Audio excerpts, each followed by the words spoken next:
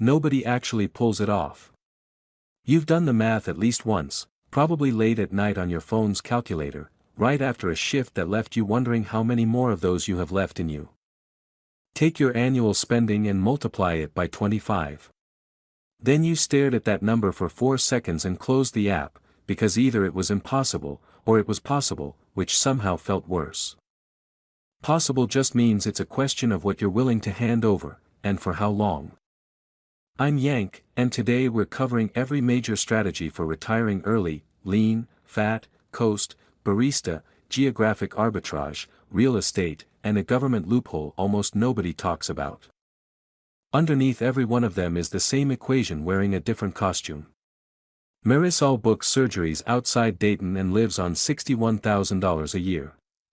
Grady already pulled this off. He retired at 44 and now mows his lawn on Tuesday mornings while the rest of his street is at work. One of them is about to learn the hardest part of this has nothing to do with the market. Let's start with the equation, because once you see it, every strategy on this list stops looking like a separate idea and starts looking like a costume over the same skeleton. Take what you spend in a year and divide it by the percentage you can safely withdraw from your portfolio annually. If that number is 4%, you're really just multiplying your annual spending by 25. Spend $40,000 a year, and you need $1 million. That's the entire movement in one sentence. Everything past this point is just an argument about which two numbers you plug in. Here's the cruel part: your savings rate pulls two levers at once. Every dollar you don't spend gets invested, so your pile grows faster, and that same dollar gets subtracted from your target, so the finish line runs backward to meet you. Mr. Money Mustache published a table back in 2012 that broke a lot of brains. Assuming 5% real returns, save 10% of your take-home pay and you're working for 51 more years. Save 50%, and it's 17 years. Save 75%, and you're done in 7. It's not a trick. It's just arithmetic. But that 5% real return figure is carrying an enormous amount of unpaid labor, and it comes back to bite everyone later. None of this means anything until you put it on an actual kitchen table, so here's Marisol's. She grosses $61,000. After federal tax, Ohio state tax, FICA, and the 3% she contributes to get her employer match, she takes home $3,850 a month. Rent is $1,150. Car payment is $420, and before you ask, it's a 4-year-old Corolla, because the hospital is 19 miles away and nothing in her county is walkable. Insurance is $145. Gas is $160. Groceries run $420, which is why there's a chest freezer in her garage. Buying chicken in bulk only makes sense if you can store it. Utilities and phone come to $310. Student loan payment is $230. Health premium is $180, plus another $200 toward her mother's prescriptions, which isn't a line item in any budgeting app but is absolutely a line item in her actual life. Total expenses, $3,215. That leaves her $635, before a single unplanned thing happens. Before the alternator dies, before the dentist bill, before a birthday. Now run that $635 through the equation. She spends roughly $38,600 a year, so her number at 25 times spending is $965,000. Saving every remaining dollar at 7% growth, she hits that number in 33 years. She's 34 right now. That puts her at 67, meaning if she does everything right and sacrifices nothing further, because there's nothing left to cut, early retirement for her actually arrives 2 years later than normal retirement. Hold on to that $635, because every strategy we're about to cover is just a different way of attacking that exact number. Lean FIRE shrinks the target instead of growing the pile, spending under $40,000 a year. Some people run it as low as $18,000 to $24,000, which is less a retirement plan and more of a dare. At a 3.5% withdrawal rate, a $25,000 a year life needs $714,000. A $40,000 a year life needs $1.14 million. That gap, about $400,000, is time bought purely by wanting less. And notice something, Marisol is already living there. Lean Fire is asking most people to cut all the way down to her number. She's been standing in it since she was 26.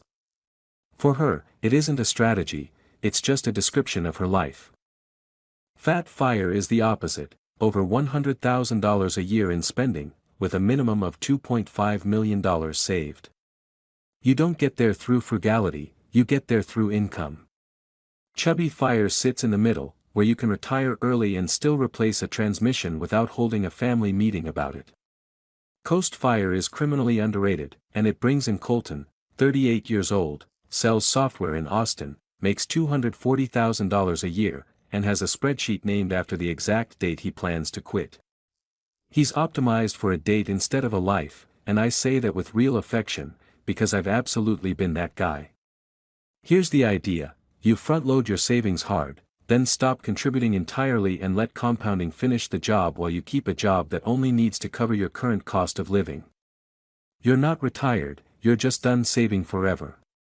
The math runs backward from your target. Want $1.5 million by age 60, and you're 30 right now? Divide it by 1.07 raised to the 30th power, about 7.61, and you get roughly $197,000. Get that invested by 30, never add another dollar, and you'll have $1.5 million at 60. That's the one idea I most want you to walk away with today. If it's landing, a like helps this reach other people still doing that math at midnight and closing the app. Colton hits his coast number in 2 years. Marisol would need 11. Same math, completely different door. With Barista FIRE, you build most of your portfolio, then work part-time, mainly for the health insurance. It's named after the fact that Starbucks gives part-time workers health benefits, which says something pretty grim about this country on its own. But it hides a real advantage. If you need $40,000 a year and $15,000 comes from a part-time job, you're only pulling $25,000 from your portfolio, a 40% cut in withdrawals during exactly the window when withdrawals do the most damage. Hold on to that thought, because that early window decides more outcomes than your savings rate ever will. Flamingo FIRE is the same idea at half the number. Slow FI is basically the objection to this whole movement, the argument that grinding at a 70% savings rate for 7 years to escape a life you hate might be worse than just building a life you don't need to escape from.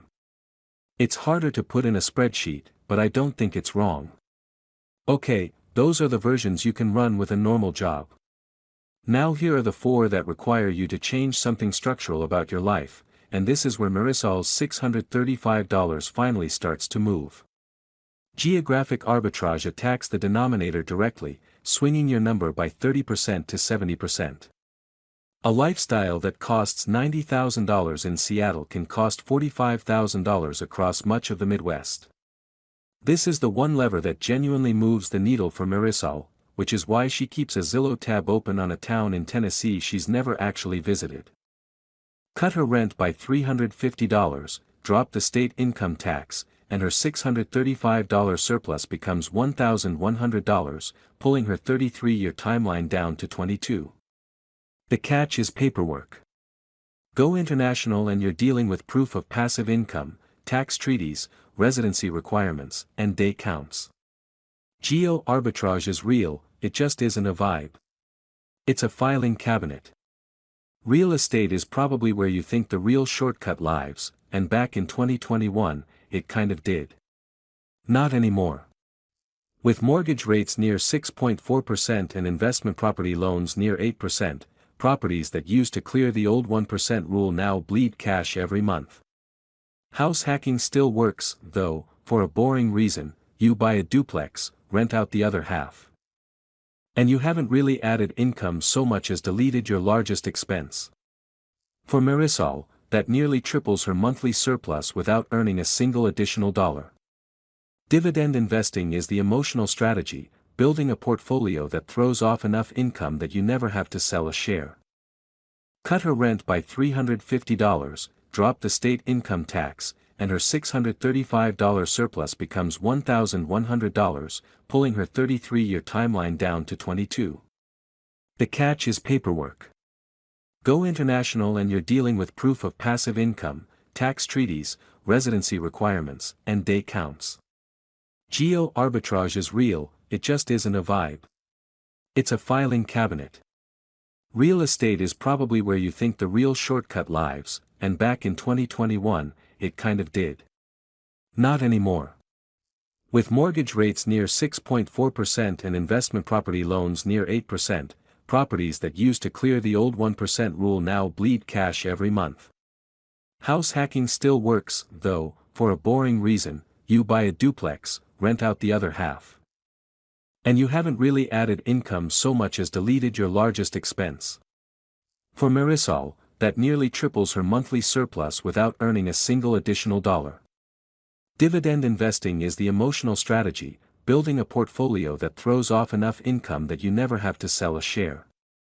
Retire at 45, and you've got a 14-year gap to bridge. Early retirement stops being a savings problem here and becomes a plumbing problem. 3 pipes get you through it. With Rule 72T, you commit to a fixed withdrawal schedule, and the early withdrawal penalty disappears. At 50 with $400,000 saved, you'd pull about $24,000 a year.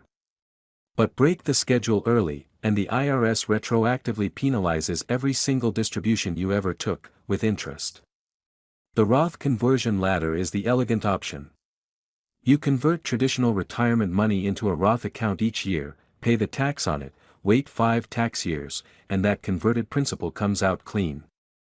Build a 5-year cash bridge first, start converting, and by year 6, the ladder feeds you continuously. Every conversion runs on its own 5-year clock, so you need to start 5 years before you need the first dollar of it.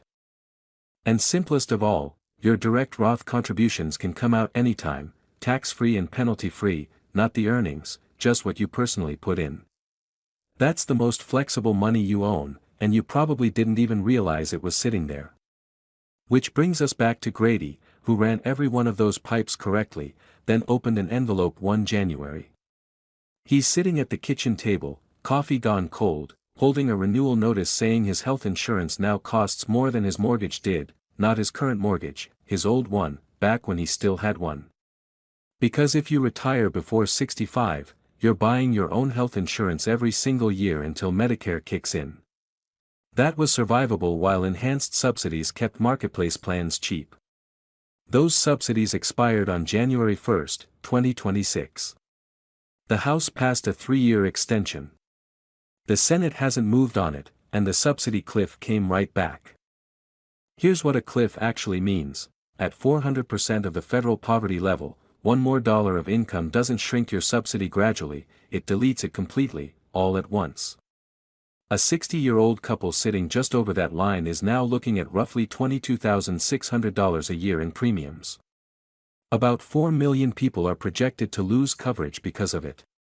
And here's what makes it especially vicious for an early retiree: Roth conversions raise your reported income, and so does harvesting capital gains, both things this exact strategy tells you to do. Grady's conversion put him $900 over the line. $900, and the entire subsidy vanished. So congratulations, you traded a job you were allowed to quit for a premium you aren't allowed to escape. By the way, if you want the skills to build income outside of a paycheck in the first place, I run a school community where I break down exactly how to scale a faceless YouTube channel from zero. No catch, links below. Now let's get to the number this entire movement is built on, and why the man who invented it doesn't fully believe in it anymore. It comes from William Benjen in 1994. He tested every rolling 30-year retirement window going back to 1926, and the worst one survived at 4.15%. The Trinity study turned that into success rate tables, and the number entered financial folklore. Now catch the 2 words in there that break everything: 30 years. He was answering a question about a 65-year-old. Retire at 40, and you're actually planning for 50 years, so your withdrawal rate has to come down. Kitts has found that stretching the timeline to 45 years drops the safe rate to about 3.5%, and running the numbers across 21 countries instead of just America, Germany, Italy, and Japan all needed something closer to 3% to 3.5%, which is a polite way of saying the 4% rule is partly a monument to America having an unusually good century. Meanwhile, Morningstar just put the number at 3.9%, and Ben Jen himself revised his own figure up to 4.7%, saying his original test was too narrow. So the father of the rule says 4.7%. Morningstar says 3.9%. The researchers say 3.5%.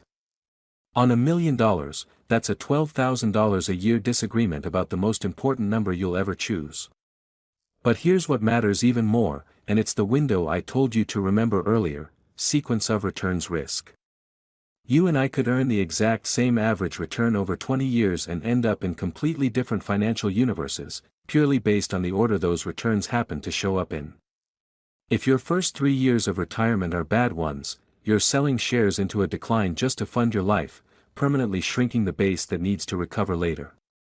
Those same losses happening in year 18 barely touch you, because by then your portfolio has grown past caring. Which means the date you happen to retire is a risk factor all on its own, and it's exactly why Barista FIRE's 40% cut in early withdrawals is more powerful than it looks on paper. Now, the honest center of all of this, every number I've given you comes out of American market history, and most of the success stories you've read about came out of one specific stretch, 2010 to 2021, when the market averaged roughly 13% a year. Vanguard is now projecting 3.9% to 5.9% over the next decade. JP Morgan says 6% to 6.7%. Neither of those is 13%. And that Mr. Money Mustache table assumed 5% real returns, drop it to 2%, and 17 years quietly turns into a lot more than 17. Then there's the thing sitting underneath all of this. Median household income is about $83,700. Average household spending is about $78,500. That implies a savings rate of around 6%, not 50%. 6. The median 401k balance in Vanguard's 2026 report is $44,115. The average is $167,970, and that gap is basically the whole story, because the average is pulled up by people near the 75th percentile. 1 in 4 people has less than $10,000 saved. And according to the Federal Reserve, roughly 46% of households have no retirement account at all. It's easy to say, 6%, like it's just a statistic. It isn't. It feels like standing in the pharmacy line trying to decide which of 2 prescriptions can wait until the 15th. It feels like watching your check engine light come on and doing nothing about it for 6 weeks, on purpose, as a strategy. It feels like a Zillow tab for a town you'll probably never move to, left open on your phone for 11 months straight. It feels like running that 25 times math one more time, getting the same answer, and closing the app again. So put Marisol and Colton side by side, because this is the part the movement won't say out loud. Marisol saves $635 out of $3,850, 16%, and honestly, that's quietly impressive. Colton takes home $12,900 a month, spends $100,000 a year, and has $4,500 left over without ever thinking about it, 35%, achieved completely by accident. Same discipline, same podcast in his ears, and he's saving 7 times what she saves on 4 times the income, because your savings rate isn't linear with your income, it's convex. Every dollar above your fixed costs is almost entirely savable, and her fixed costs eat 84% of what she earns. 50% is a rounding error at $240,000 a year, and a physical impossibility at $61,000. What gets sold to you as a discipline problem is, for most of this country, actually a distribution problem wearing a personal virtue costume. Now you might be thinking, okay, Yank, but people obviously pull this off, I've seen the videos, I've read the blogs. Fair. So let me be straight about what you're actually looking at, survivors. People who retired at 40 and had it work out write blog posts about it. People who quietly went back to work in year 6 don't. More than 7% of previously retired 55 to 64-year-olds returned to work at the recent peak, and AARP found that 28% said they'd retired too early. You will never see that person in your feed. The genre selects for winners, then sells you the winners as if they were the average outcome. Which brings us to the failure mode I promised you at the start. You'd assume this goes wrong by running out of money. It usually doesn't. Kitts has found that the 4% rule leaves you with more than double your starting principal in about 2/3 of historical periods. And at 3.5% over 50 years, half the time you finish with more than 9 times what you started with. 9 times. Let me say that again, because it might be the most important sentence in this whole video: 9 times what you started with, half the time. So if you do everything right, run the spreadsheets, skip the vacations, drive the Corolla into the ground, you most likely die with millions of dollars you were too careful to spend, having funded a catastrophe that never actually showed up. Not poverty. Unspent life. So here's where I land on all of it. Every strategy in this video is legitimate, and Coast FIRE in particular might be the most useful idea in personal finance you've probably never heard of. But notice what none of them are. None of them are a personality. You don't have to declare yourself a member of a movement, optimize your entire life into a rounding error, or answer to a spreadsheet like it's your landlord. And if you're sitting there right now doing the 25 times math on your own spending and feeling something drop in your stomach, you're not behind. Your income was simply never structured to make a 50% savings rate possible in the first place, and that's information about the system, not a verdict on you. Marisol isn't retiring at 40. But Marisol, house hacking a duplex in Tennessee and running a Coast number instead of a full retirement number, stops saving at 49. She'll still work, she just won't owe her future anything more. Nobody sells a course on that, because it doesn't photograph well. So run your own Coast number tonight. Take what you'd want to have by 60, divide it by 1.07 raised to the number of years between now and then, and look at what it actually takes to stop saving forever. 4 minutes of math will tell you more about your real options than any 30-part series on financial independence ever will. And that school community is where you'll find the other half of this, the part where you build income instead of just rationing what's left of it. Quick reminder, I'm not a financial advisor, and this isn't financial advice. It's educational content, and your results depend entirely on your own decisions, because underneath it all, every strategy to retire early is the same strategy wearing a different costume: buy back your time before you run out of the health to enjoy it. The costumes only decide how long that takes, and how much of your life you hand over along the way. Don't optimize your way into becoming the richest person in the cemetery.